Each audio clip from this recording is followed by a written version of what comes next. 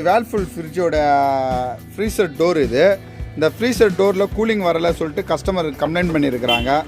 என்ன ப்ராப்ளம் சொல்லிட்டு பார்த்துருக்குறாங்க. அந்த என்ன ஃபால்ட்டு பார்த்தீங்கன்னா இதில் ஃபேன் மோட்ரு ஓடலை. இந்த மோட்ரு வந்து ஓடாத இருந்ததுனால என்ன ஆச்சுன்னா கூலிங் வந்து கீழே வரலை. பாருங்க டைட்டாக பிடிச்சிருக்குது. சரி, அதனால் நம்மக்கிட்ட ஸ்பேர் வாங்கிறதுக்காக வந்திருக்கிறார் இவர். சரி, நம்ம என்ன பண்ணோம்னா நம்ம Whirlpool ஒரிஜினல் ஸ்பேரு நம்மக்கிட்ட இருந்தது. அந்த ஒரிஜினல் ஸ்பேர் எடுத்து இப்போ நம்ம கொடுத்துருக்குறோம். நாங்கள் இப்போ அவர் எடுத்து இப்போ அதை எப்படி ரிமூவ் பண்ணி மாட்டுறாரு சொல்லிட்டு நம்ம இந்த வீடியோவில் பார்ப்போம். வாங்க நம்ம வீடியோக்குள்ளே போகலாம்.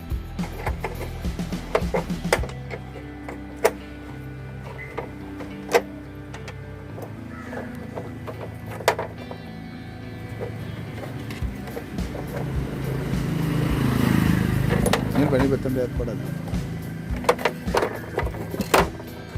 காட்டுப்பா, ரிமூவ் பண்ண காட்டு. ஃபேன் பிளேடை சுற்றி காட்டுப்பா.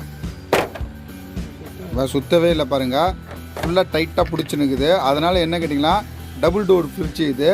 டபுள் டோர் ஃப்ரிட்ஜில் இது ஓடாதனால கீழே இருக்கிற கூலிங் வந்து வராது. மேலே மட்டும் ஃப்ரீசர் மட்டும் ஆகும், கீழே வந்து சுத்தமாக கூலிங் இல்லை. அந்த ஃபால்ட்டுனால தான் இதை எடுத்து வந்துருக்குறாங்க. பார்ப்போம். Fan plate கேட்டுங்கப்பா.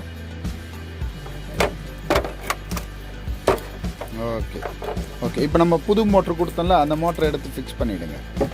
பிளேட் ஃபிக்ஸ் பண்ணி பிளேடும் புதுசு கொடுத்துருக்குறோம்.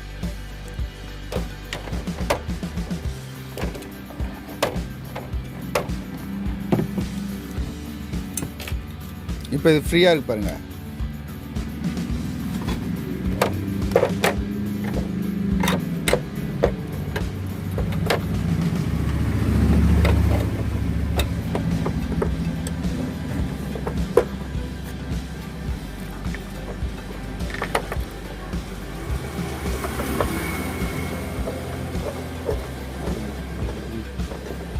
ஒரு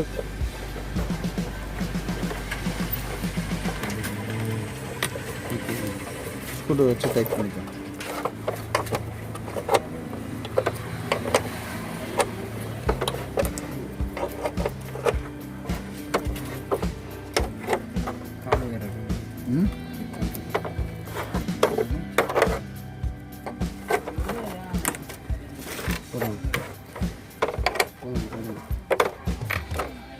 ஓகே, இப்போ மாட்டிட்டாங்க. இது முடிஞ்சிச்சு. இதை எடுத்துன்னு போய்ட்டு ஃப்ளைட்டாக போட்டு டைரெக்டாக செக் பண்ணுறாங்க. நம்ம கொடுத்த மோட்ரு எப்படி இருக்குது சொல்லிவிட்டு பார்ப்போம். சுவிட்ச் போடுப்பா.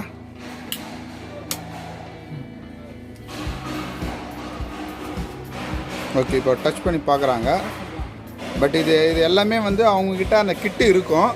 இப்போ நம்ம கடையில் ஷாப்பில் வந்து செக் பண்ணால டைரெக்டாக போட்டு இப்போ செக் பண்ணுறாரு. நல்லா ஓடுது இப்போ ஃபேனு.